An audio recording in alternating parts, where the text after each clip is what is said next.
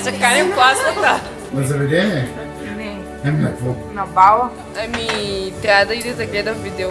И ще има заря, ще има фонтани, букет. Гого ще подарява Жертви. букета. Аз ще подарявам букета, кой? Любимия Има ли ученик. реч? Първия избор На английски. Ще е измислена бързо.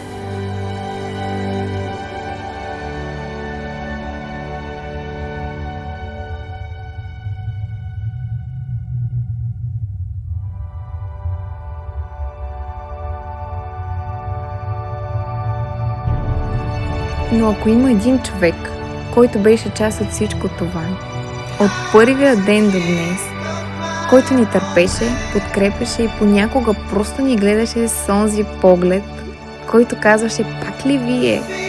Това сте вие. Скъпа госпожо Танева, вие сте пример за учител, който обича работата си и се грижи за успеха на своите ученици. Искам да ви благодаря за труда, който положихте за нас, за подкрепата през всички тези години. Да си ни накарали да вярвам в себе си, когато ние не сме.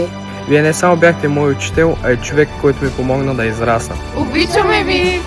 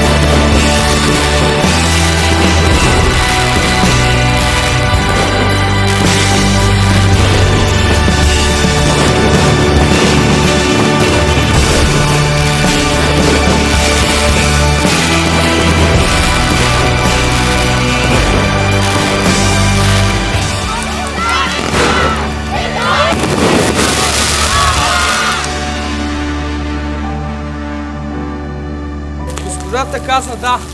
Благодаря ви, че бяхте в моя клас. Браво! Едно, две, три, четири, пет, шест, седем, осем, девет, 10, 11, 12,